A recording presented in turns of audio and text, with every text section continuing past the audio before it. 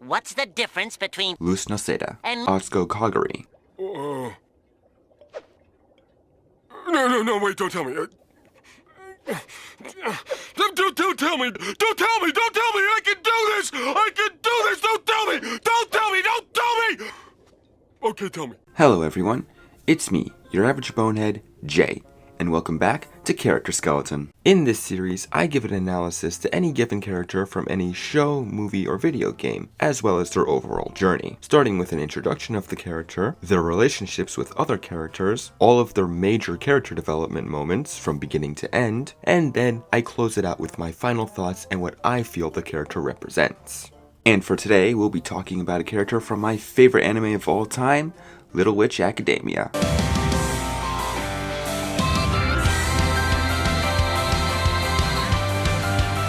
This show just brings me so much joy, and one of its main reasons for doing so is its lovable cast of characters. Yeah, there's not a single character in this show that I deem bad or even I dislike. Even characters like Hannah and Barbara, who I thought I would hate due to the fact that they're just nothing more than a Mean Girls trope, are at least entertaining enough for me to actually like them. And on the flip side, characters like Sucy and Constance are some of my all-time favorites. However, there is a slight problem though. Little Witch Academia is only 25 episodes long, so unfortunately all the characters I just mentioned don't really get that much development. I mean, some do get episodes, but not nearly enough for a whole arc. Though they are well defined, they're only able to get so much focus due to how short the series is. However, there are a few exceptions to that rule, and obviously one goes to the topic of today's video, our main protagonist, Akko Kagari. Oh, I'm new here. Akko Kagari. Oh, so you're the one. Who is Akko Kagari? Akko, or Akko for short, is a 16-year-old girl that attends Luna Nova Magical Academy. Her goals are to become a great witch that inspires all. She obtained this goal at a young age after being inspired by her idol, Shiny Chariot. There's just one itty-bitty problem with this goal.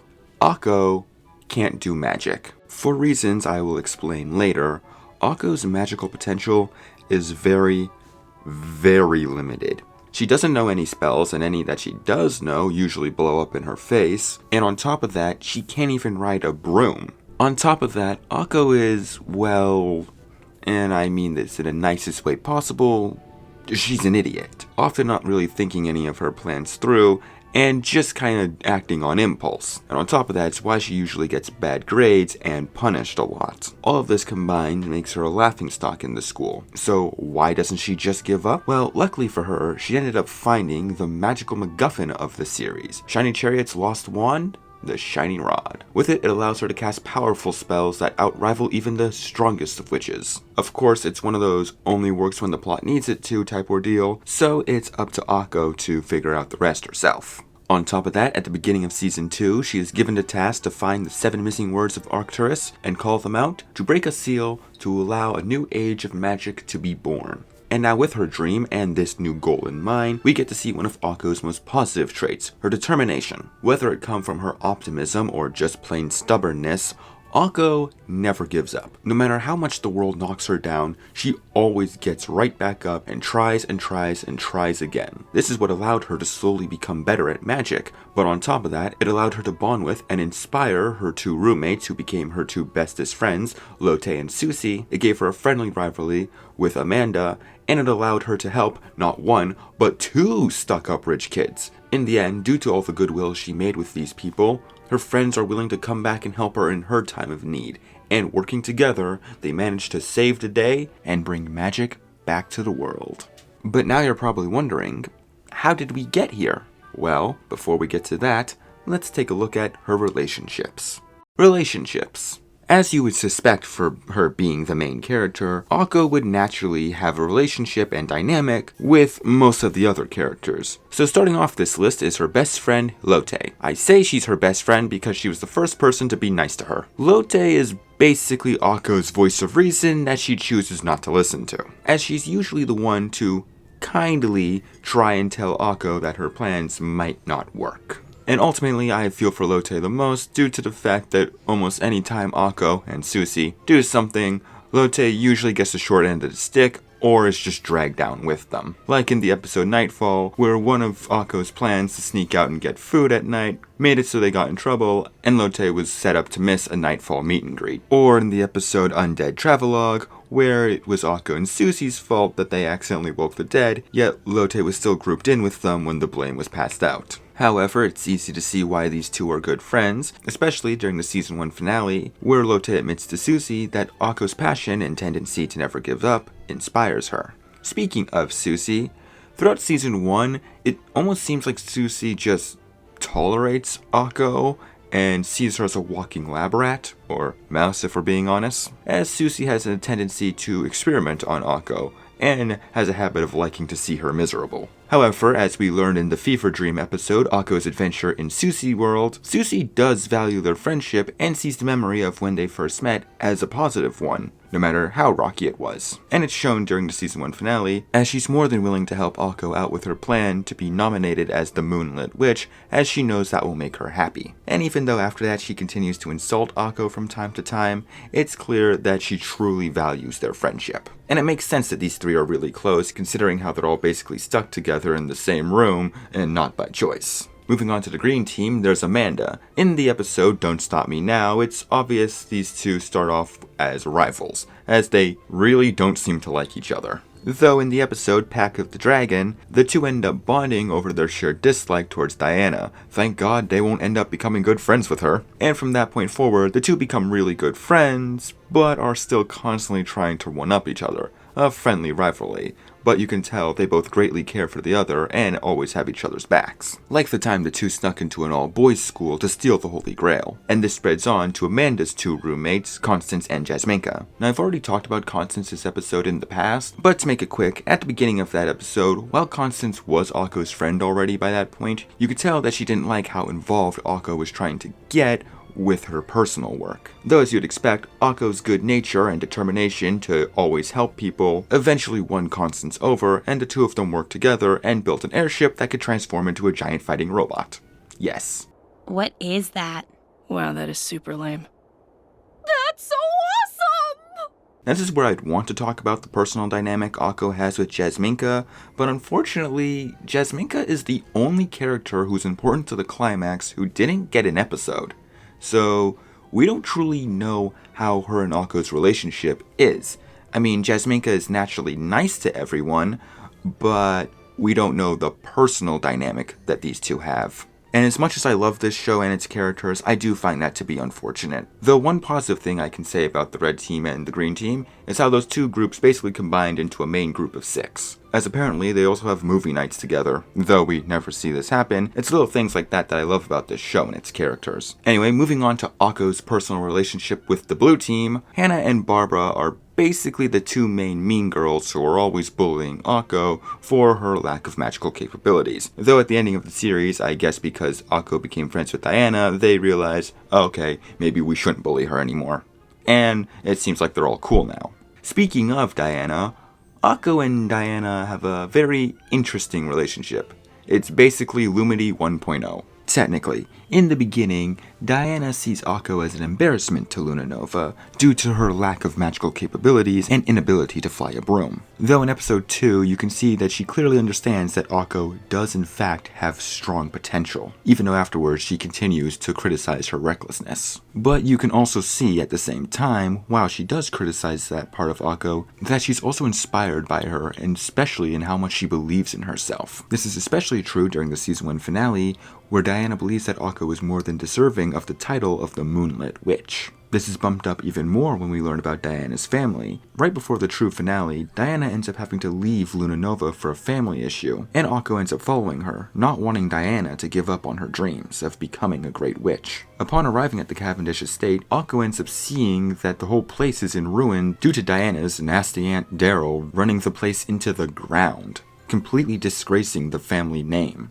Which is why Diana left Luna Nova to begin with, to take back control and try to fix the family legacy, not knowing this whole thing was a trap set up by Aunt Daryl. But with the help of Akko, Diana was able to break free. It was then soon after, Akko ends up learning that, hey, Diana actually isn't that bad after all, because as it turns out that the Cavendishes were very benevolent people. And because of Akko, even though Diana wasn't able to complete the ceremony to fully take over the Cavendish estate, Diana was able to finally be her true self, which truly brought honor back to the Cavendish name. And from that point forward, they became great friends. On top of that, Akko ends up learning that her and Diana aren't too dissimilar, because as it turns out, as a kid, Diana also lacked magic and was also a huge Chariot fan, which makes scenes like this.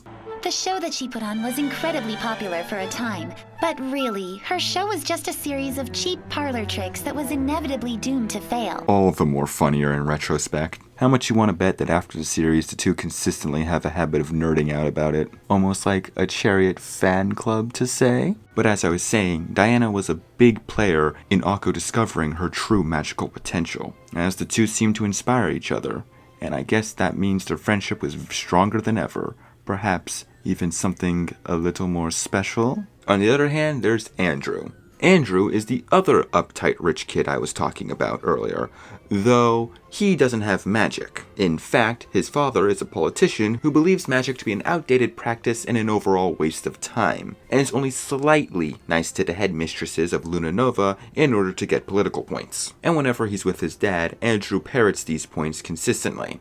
However, whenever Andrew is completely alone with Akko, things quickly change with him. He is actually quite mesmerized by magic, and at some points even takes a liking to Akko due to, well, her sense of wonder and always believing in the beauty of magic, which is something Andrew usually never gets to see. So it's obvious that when these two became friends, it was really something special, and maybe even something a little more— wait a minute. Yeah, one thing to note is that this show ends with all the potential ships left completely ambiguous. So technically speaking, it's completely valid to ship Akko with Diana or Akko with Andrew. They even made an entire episode that jokes about this. Both ships are perfectly fine by my eyes, and I kinda lean towards both. It literally is just depending on how I'm feeling that day. This isn't something like Mario where I'm like, Luigi is shipped with Daisy and Mario is shipped with Peach. Leave it at that. That's how it is. Stop being stupid. Yeah, it looks like shit. Huh? I said it looks like shit. It looks like you get stung in the mouth by a wasp. And I could kick a field goal between your eyes. This is a franchise I'm a little more lax with when it comes with the shipping. Anyways, that just leaves the two main adult figures in Akko's life. First one being Professor Ursula. Ursula is the chosen personal teacher for Akko, as it's her job to help Akko improve her magical abilities. She's also one of the 3 members of Luna Nova's faculty that actually likes Akko. And all of this is good to know because, as it turns out, and this really isn't that big of a spoiler since the show itself basically spells it out for us pretty early on, Ursula is Chariot. It takes until closer to the ending of the series before Akko finds this out, and even darker twist that I'll get into later. So because Akko is the new bearer of her old wand, Ursula has taken it upon herself to train Akko into assisting her into getting into the right mindset to refine the 7 missing words of Arcturus. And these two have the basic student-mentor dynamic that you would expect them to have, with Ursula even sometimes having to get Akko out of very dangerous situations. It also helps that Ursula's a girl failure, so she can definitely relate to Akko pretty well.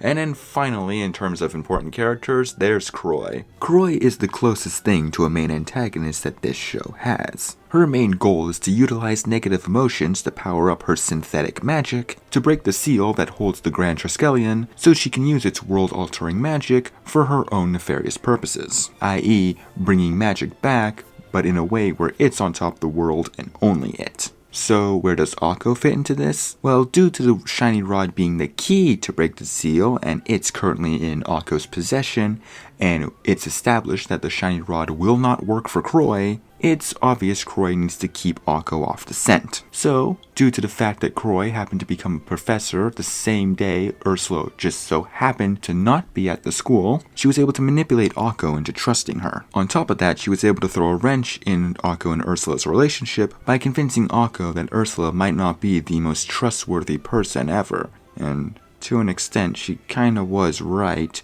but she was definitely trying to make it so Akko hated Ursula. Though, honestly, that's about as deep as Akko and Croy's relationship goes, as Croy is Ursula's burden to bear, not Akko's. And since this video is about Akko and not Ursula, we don't need to continue discussing this anymore. So yeah, Akko is definitely related to a lot of people, and has seemed to have benefited basically everyone she's come in contact with. But for now, let's get into the main event. Character development. The best way I can describe Akko in the beginning of the series is blindly optimistic. Throughout the series, Akko has one major goal that she's always aiming for. I've dreamed of being a witch ever since seeing Shiny Chariot's magic show when I was little. Chariot helped show me what I really wanted to be. We have to win first place so that we can have our photo displayed next to Shiny Chariots. I'm gonna be a great witch, just like Shiny Chariot. I already know I'll be an amazing witch just like Chariot. And while that's an okay goal to have, here's the catch. We don't truly know at the time what this goal entails. What does she mean by this? In fact, it's a question even she can hardly answer sometimes. We can vaguely assume that it means she wants to inspire people and make them happy, but that's about it. Which, yeah, she actually is pretty good at that, but that comes from her being herself around them. Though clearly she doesn't seem to understand this, as she still continues to say that she wants to be exactly like Chariot. On top of that, while she definitely believes that she can achieve this goal, and has the drive to do it, she doesn't actually put that much of the work into it in the beginning. And this can be seen probably because she doesn't know what being like Chariot really means to her. And what I mean by that, we'll have to go a bit more into the story. In the beginning of the series, Akko, as well as Lotte and Sucy, are stuck in the forbidden forest of Orchestra, where Akko finds the shiny rod to begin with. And within the short amount of time she's had it for, she already had the ability to call out the first missing word of Orchestra, and was able to save all three of them. So what this goes to show us is that she has the potential, even when just believing in herself, she just needs to put more of the work in. Which, unfortunately, throughout most of Season 1, Akko kinda doesn't do that, as she has a tendency to fall asleep in class or just overall not understand what's being taught to her. But there should be an asterisk to that, because it's not like Lunanova themselves are any better in actually helping Akko achieve her potential. For as you see, in a world where magic is being seen as a more useless and outdated practice, Lunanova obviously has to try much harder than usual in order to beat those pointless allegations. So naturally someone like Akko would stick out like a sore thumb. Heck, the very first thing she hears from fellow witches is how it's pathetic that the school has accepted someone that doesn't come from a magical family. I bet she can't even ride a broom. There's no way. Well, she'll be the first person in the history of Lunanova who can't ride one if that's true. Who's that? And this is pushed even further as not just students, but the faculty seems to hate Akko due to how incompetent she is when it comes to magic. However, as I just said, it's not like they're doing any better. You see, despite it being untrue that magic should be seen as a dying art, it is true when people tell Lunanova that they're behind the times. A lot of what Lunanova chooses to do can be seen as very outdated. So when you throw in that ever beacon of positivity, as well as the inability to give up, that is Akko, into a place like that, changes are bound to happen, as Akko consistently butts heads with them, questioning their ways and ideologies. In fact, this is something she also does to people who don't believe in the usefulness of magic, as she'll also question their ideologies as well. And for some people, she even manages to end up changing them, most notably Andrew.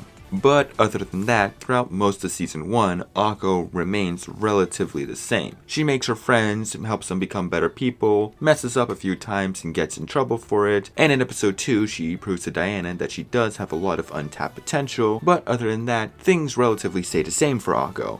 Until the Blue Moon. In its respective episode with the same name, Akko takes the shiny rod to a place called the Blue Moon Abyss, as it's said that there's a spirit there that will help her obtain her dreams. When she gets there though, she is told that yes, she can have her dream of being just like Chariot. The only catch though is that she'd have to give up her past. Naturally, as you'd suspect, Akko refuses taking the easy way out if it means she has to give up the ones she cares for, as well as acknowledging her failures and admitting that they help her learn. This is the first true time where it seems like Akko is really learning that in order for her to obtain her dream, she has to put in the work for it.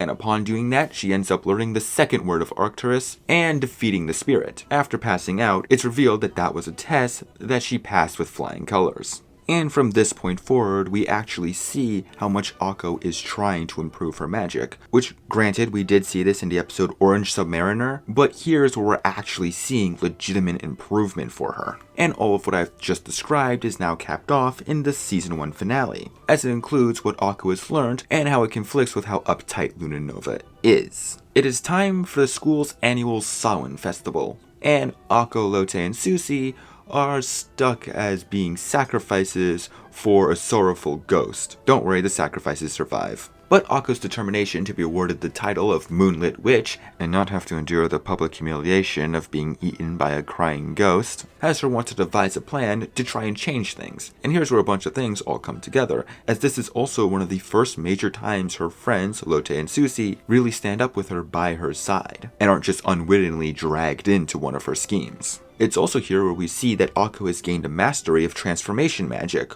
or at least is really good at it now. Akko's plan is to try and make this sorrowful ghost actually happy, so there wouldn't be a need for anyone to be sacrificed. At first her plan fails, and ultimately the three of them do get eaten. But it's in there where they realize why this ghost is always sad. So with that side of her that always wants to help people and make them happy, she ends up discovering the third word of Arcturus, and with the help of Lotte and Sucy, the three of them manage to finally make it so the ghost is happy and can permanently be put to rest. And I'm pretty sure everyone in the audience, even Diana, agreed that Akko is more than worthy of earning the title of the Moonlit Witch. Akko's team was disqualified because that wasn't the tradition. Yeah, if that doesn't show Luna Nova's true colors, I don't know what is. But as we can see for Akko, that didn't matter for her. But what does matter for her is Season 2, as that's when my favorite trope when it comes to witch shows really kicks in, our main character becoming depressed. Though it's not obvious at first. It's at this point where Ursula wants to tell Akko that she's Chariot, but unfortunately though, due to crazy shenanigans involving the staff, she is unable to, and Ursula is sent away for a bit. During this episode, while she's gone, that's when Croy shows up. And without Ursula there for that one episode, Croy was quickly able to win over Akko's trust. Upon learning that her ex is back and has gained Akko's trust, Ursula makes it her priority to try and get Akko to discover the remaining missing words. And thus, Season 2 begins. Throughout Season 2, Akko's goal to be like and eventually meet Chariot is basically still the same, as that's even why she's collecting the remaining missing words of Arcturus, as she feels like that will help her meet Chariot. And in terms of rediscovering the words 4 and 5 she finds with relative ease while helping out her friends. But that brings up an interesting point. Episodes 16 through 20 has Akko really getting involved with her friends' lives and desperately trying to help them. Of course, with Lotte and Sucy, it makes sense, they're her bestest friends, so of course she'll do anything for them. But in the episode Stand Ship Takeoff, Akko forcibly involves herself with Constance's work solely because she felt bad for breaking her standbot, despite Constance consistently telling Akko to leave her alone. Of course it worked out in the end and the two became better friends, but it's still interesting to see. On top of that, in both Amanda O'Neill and the Holy Grail, as well as the two-parter, Cavendish and Intellect and Sensibility, Akko intentionally goes out of her way to make sure that her friends, Amanda and Diana, do not end up leaving Luna Nova, doing everything in her power to keep them from wanting to drop out. Once again, she is successful in this, but it's something interesting I find how much Akko does not want her friends to give up on their dreams, which, yes, is actually a very positive trait about her. Of course, this nature of Akko can be seen as dangerous when it comes to achieving her goals though, as, due to Croy's manipulations, Akko is put in a very dangerous situation, and Ursula is left to save her. Doing this though, causes Ursula to have to give up her ability to fly. Though she doesn't blame Akko for this, nor does she really tell her that she lost this ability. And on top of that, it seems like the two were finally starting to get a better understanding of each other, as Akko even ended up learning the 6th word. So while this episode did have a sad but sweet ending, this didn't last. As in the very next episode, Things We Said Today, that's when we really start reaching the climax of Akko's arc. Starting off with the good, in this episode, Akko ends up running into Andrew again, and after she displays more of her wide-eyed hopefulness and positivity, especially in this time of political bleakness, Andrew actually ends up giving Akko some pretty good advice. If you want to bring laughter and happiness to people, then believe in yourself. Stop living in Chariot's shadow. Wait, really? That's right. And this is true. Akko doesn't need to be like Chariot in order to fulfill her dreams of wanting to inspire people and make them happy. She shouldn't have to be in her shadow. She can do it in her own way. And it seems like here's where Akko finally starts understanding this. Meeting Chariot doesn't mean you have to become Chariot. And good thing she finally learned this lesson too, because at the ending of the episode, once again, thanks to Croy's manipulations, Akko finally puts it together that Croy isn't that good of a person, and is once again put in danger, leaving Ursula to have to come and save her again, and then Akko ends up finding out that Ursula is Chariot. But you see, that's not the problem. The real problem is, well, back when Ursula was still Chariot, her performances were starting to be deemed as no longer impressive. No one cared about her anymore, and in order to keep her relevance, she would have to make them more extravagant. Unfortunately, she didn't truly have the power to do so. Then, when she ran back into Croy, she ended up suggesting to Chariot to use special dream-powered magic. And Chariot did, but unknown to Chariot at the time is that by using that type of magic, not only would it convert the dreams of others into magic, it would do that by taking out their magic. And Akko and Diana just so happened to be in the audience during the one performance Chariot used that magic. We also learn later down the line why she lost the shiny rod, but that's not important to our discussion. What is important is Chariot, or Ursula now, is the reason why Akko has a hard time doing magic and why she can't ride a broom. Upon learning this, especially in the not the most pleasant way possible, Akko doesn't want to believe this and runs away. Then in the next episode, while Akko isn't in it for most of the episode, her presence is definitely felt, as this is where all that good nature she's been building up is put to the ultimate test, as all her friends are worried sick about her, and they all team up to look for her. And one parallel that I really like is that if you remember, earlier in the season, Akko was doing everything in her power to make sure some of her friends who wanted to leave Luna Nova didn't leave, and now her friends whom she helped and inspired in the past are doing the same for her. Eventually, Diana ends up finding Akko, and this is when she ends up telling her that the two aren't too dissimilar. She even tells Akko in the beginning she was kinda envious of her. But as we all know now, it's because of Akko is why Diana was able to open up to begin with. And it's here where Akko truly sees how much she means to them, and how much she helped them out. And it's right here where it seems to truly click to her that she doesn't need to be like Chariot in order to make people happy and inspire them. She can do it in her own way. Which is a good lesson to teach. Being inspired by someone to do something is great, but you still gotta do it in your own way. Now, it's around here where I could say Akko's arc is completed, but there's still 2 more episodes left, so we might as well go through them. Most of the next episode is basically the final confrontation for Ursula and Croy, and it's only at the ending where it becomes important to Akko again. So, Ursula goes to confront Croy, fails, and Croy uses her magic to teleport herself and her weapon to the forest of Arcturus, with Ursula managing to tag along. While that was going on, Croy ended up turning off the magic to Luna Nova, which caused the ley line that Akko and the gang was traveling through, causing them to also fall into the forest of Arcturus. Croy ends up breaking the seal and obtaining the Grand Jayskeletyn, only to find out that it basically works on Kung Fu Panda logic, and the world-altering magic is not what she thought it was going to be. She is now defeated and technically redeemed, and her machine is destroyed by a group of 7 dumb teenagers. And now that we're back to Akko, she can finally meet Chariot with a better headspace and a slightly better scenario, as she basically tells Chariot what I told you guys that Akko has learned. And she also tries giving back the shiny rod, but Chariot tells Akko that it's hers to keep, as it chose her for a reason. And like that, Akko ends up discovering the 7th word of Arcturus and combines the shiny rod with the Grand Jayskeletyn, and showing the true potential of the world-altering magic, also showing her true potential as a great witch. And that's where it seems like her arc ends, but we still got that last episode. Since Croy is now redeemed, she doesn't really have any more control over her technology, and it goes awry and launches a magic missile that when it lands into a neighboring country will most definitely start a war. So it's now up to Akko, Lotte, Sucy, Amanda, Constance, Jasminka, and Diana to stop that missile before disaster strikes. And this is mainly just to show the influence Akko has had over all her friends, as all of them are more than determined to help out, and each one gives Akko a boost into catching up with that missile until it's just Akko and Diana left. But right when it seems like all hope might be lost, that's when we see even more of Akko's influence, as since their heroic actions are being broadcasted live, everyone she's ever helped or changed the mind of when it comes to magic believes in her, that she can do this and save them all, which gives them more power. And on top of that, the rest of the world believes in her. This gives Akko and Diana enough magic to finally catch up with the missile and even do battle with it. And on top of that, Akko's positive influence even worked on a sentient broom that she ended up freeing in episode 3, as it comes back to help her and Diana. And working together, the two managed to turn a missile of pure negative energy into pure happiness, saving the world. And on top of that, bringing a new age of magic for everyone. And upon achieving that, the shiny rod has fulfilled its purpose and heads back into the stars. But on top of that, due to the new era of magic that Akko has created, sometime later, surrounded by all her friends and peers, Akko finally manages to fly a broom. She flew.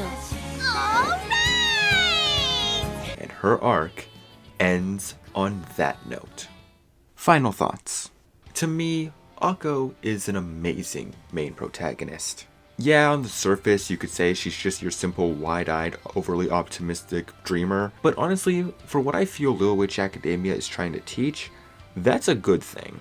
In a world where magic is seen as an outdated practice by some and nothing more than a tool by others, and so many people have just become desensitized to the whimsy of it, someone like Akko was required for this world. That person that still believes in the joy of magic and being used to make people happy. Someone who just loves to inspire people and make them happy. But on top of that, I also get a different interpretation of Akko as well, and that's how you should handle achieving your goals. Throughout the series, Akko has the drive to achieve her goal, but when you really think about it, she doesn't truly have a goal throughout it. What's a drive to achieve a goal if you don't have a goal? It's just like, what's a goal without a drive? You need both in order to achieve anything.